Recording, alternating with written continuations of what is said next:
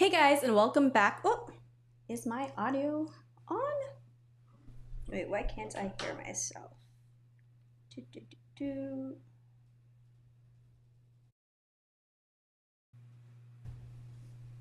Hey Dad, I'm going to cut over to you just in case my audio is not working.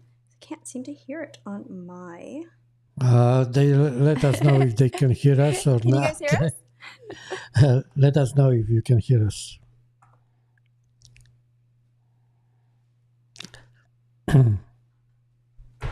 Yeah, we have always problem with the mic not properly connected. I think it's properly connected. I see it moving up and down, but for some reason I just cannot hear myself. Where's my audio? We see Snooks is here again. Hey Snooks, thanks for always joining us. Let me see on this thing. Hopefully Tara gonna fix that audio. Well, it's showing up on this, so we're good on audio. I just can't hear it. Okay. Good, Dad. Okay, guys. Happy to be here with you guys and Tara. And we have some things to talk about the protest which we attend. One of them was in Oviedo. That was protest against, I think that was protest against Trump, right? President Trump. Well, they're always doing anti-Trump protests. They tend to like put all different causes are always together.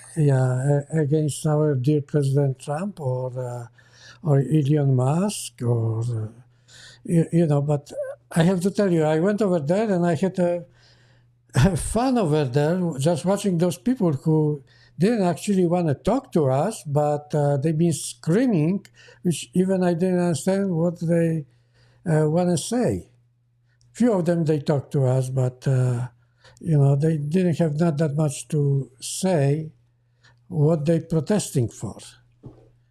So we have to get our vision about it, and we went also to to Orlando.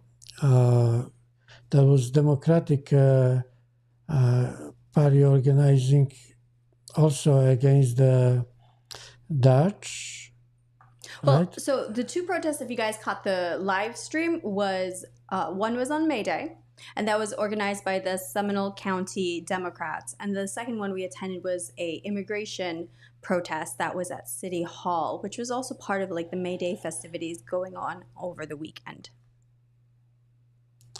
So the thing it is about the immigration. I mean, we have already established the immigration, and one time I saw it on TV when women called those protesters for the immigration problem what we have, because she asked, why legally when you want to come to this country you have to wait like 6-10 years. She says she want to bring the sister to United States and took her 10 years legally, and now you coming cross the border within a few hours.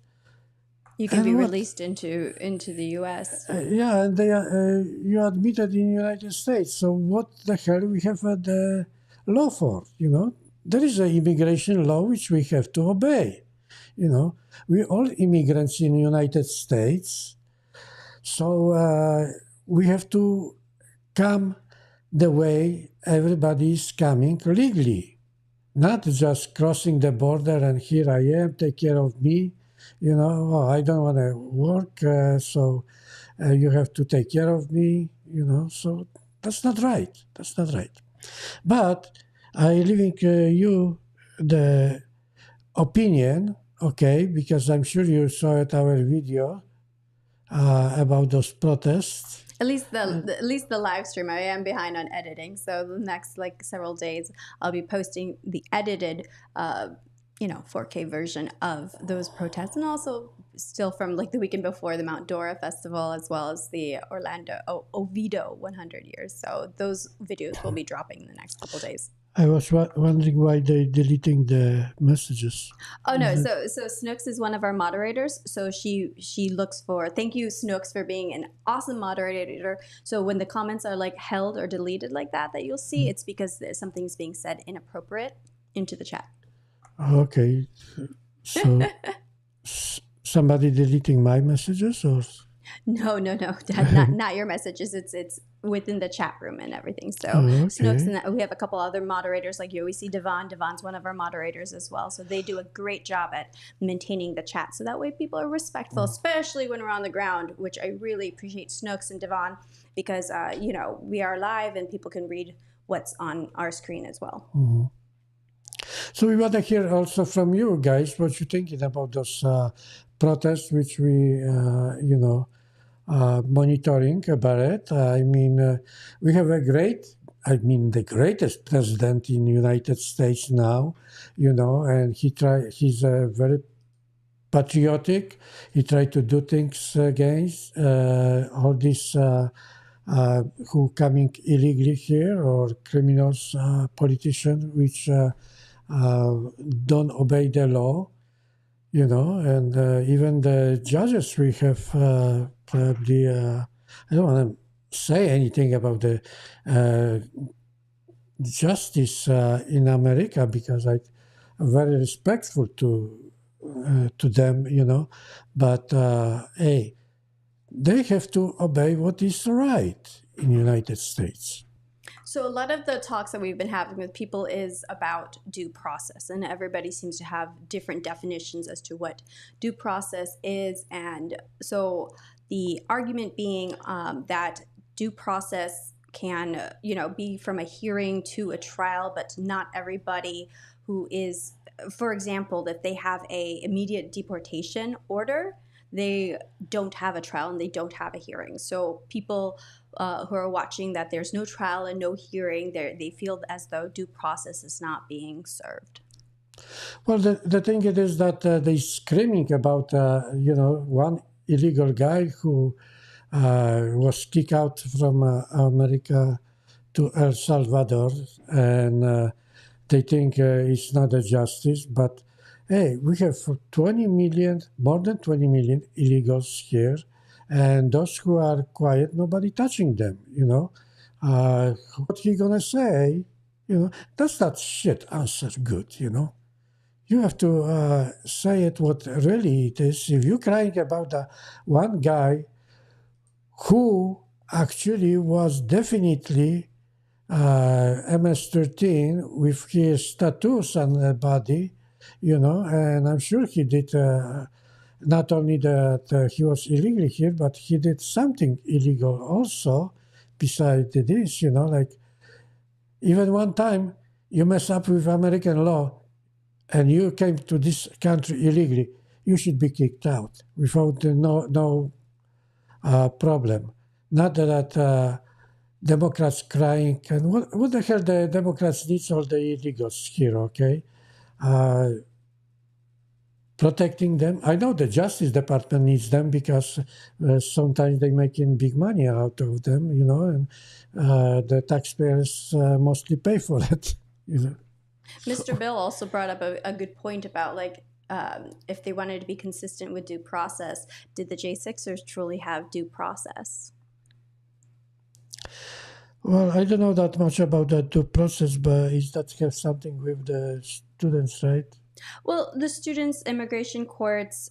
So the due process, like for example, if you're arrested, you have to be read your Miranda rights. You have to have a trial, but that's specific to like if a U.S. citizen, for example, breaks the law. So under the Constitution, they're afforded due process. Now, the question that's up for debate is what does due process mean when it comes to the immigration procedures, because there's a different system that's in place there and what is afforded by our US Constitution. So everybody within the US, illegal or not illegal, are supposed to still have the constitutional rights, but that is a strict interpretation, or actually a liberal interpretation of what the Constitution actually means. So I think I was seeing a interview with President Trump earlier when they tried a gotcha moment by saying, like, are you upholding the U.S. Constitution? Because what rights do non-citizens have here in the U.S.? And the question is, what is due process for them? Because when there's an immediate deportation order, they're not supposed to have a hearing. They're not supposed to, like, people think that they're supposed to have a hearing, that every single person is going to have a trial. That's not the case. If there's an immediate deportation order on that person, they are to be deported from the USA immediately. That's right. Like Dreamcatcher is saying that we're not enough educated. I don't have to be educated about that. When I see the law and Constitution protecting the legal citizen here, that's good enough for me. I mean, we have a president and we have a law here who supposed to protect us from something what is illegal done, or some terrorist or whoever coming to the country and try to harm us. That's all what we have to know. I mean, there are certain things that are going on in with the immigration. What we're seeing in headlines that I don't necessarily agree with, because I do agree that we can't have anti-Semitism on our campuses, and the student protests, a lot of them did turn violent. So the ones that had turned violent, the organizers need to be held responsible. For example, whenever I throw an event, before I used to produce like shows and everything, I would have event insurance just in case somebody were to become hurt. So the event organizers are the ones who are held responsible for what happens at the event, including if there's protests. So the student protests, for example, in Colombia, being at the forefront, did turn violent, and then so one of those organizers was detained for deportation. It's going through the court systems, and they did uphold that Rubio has the right to under the Alien Sedition Act, or I'm not exactly sure the name of it off the top of my head, but it is within his legal parameters of deporting him. And so the areas I feel is gray or I'm not for is, example, the one student, Fatima, who had co-written an article with like 5 other people that was published in the school newspaper, and she was being critical of the university's like not willingness to condemn the war in Gaza. And so that to me is quite a gray line as it comes to free speech. So a hot button for debate is what is considered free speech, because just because we have the First Amendment doesn't mean you have the right to, for instance, the old example that everybody always has is you can't yell fire in a closed movie theater or something like that, or you can't incite violence. So if the students, as they were their form of protest, but is also political activity, when you're blocking students from going inside of their classrooms, specifically Jewish students, you can't have like KKK showing up and blocking students or causing other kind of like havoc on campus. Like that is not free speech. Political activism is different than what, if you're condemning the war in Gaza. So a couple of the student stuff is, to me, like I'm not fully in support of, but I do understand why our government is doing it. But, for me, it's a little bit gray. I don't know. How do you feel about that, Dad? Well, I think, however you come here, okay, don't break the law. Obey what they say. Now, if you break the law and somebody try to protect you, well, like Democrats try to protect the illegal migrants, well, they can pay for their lawyers and protect them. Those who don't want to pay for them, they don't have to pay. Our taxpayers, why I have to work and give my money to the government, and then they can be misused for people who breaking the law. The putting people in prison for breaking the law costs a lot of money. I checked 2 years ago, and it says that keeping a prisoner in jail costs like 100,000 a year. I didn't even make that much money working hard. So that's what I don't agree, that we have to spend the money because somebody comes across the border and are looking for all the rights. Those who come illegally here, one thing what I agree that we should, what that lady says, that who wants to come legally, we have to shorten the time for them to process them to come, because if you want to come legally, we know who you are. If you come illegally here, we don't know if you're terrorist or you belong to Hamas or another organization on MS-13, okay? So, like I said, in a way, you think you're smart and come to United States illegally, crossing to the border. Keep quiet, do work, and nobody will touch you. But if you're going over there and mess up with the law, of course, we don't want to spend the money on you. You have to be deported quickly as possible. You're right. As it's been repeated over and over, that having a visa is a privilege. It's not everybody's entitled to a visa to be inside of the country. So like specifically with student visas, like you're here to study. So do that and go study. Yeah, if you're coming to America to study, I mean, why are you getting involved in the politics? In American politics, go to your own country and do the politics. Okay. For example, the time that I even spent in Thailand, and my friend Adam Francisco also used this analogy that like there was a time when the king had passed away, and you can't say anything against the king. So as a foreigner, I wouldn't be going in and probably voicing my opinions on a public platform or anything. Like if I'm there as a visitor, I'm there to like be a tourist, not get involved into their politics. Yeah, you go to another country, just try to get in a politics, let's say in Saudi Arabia. okay, and say that you are American, you want to implant the American law over there. You're not going to survive even half an hour there.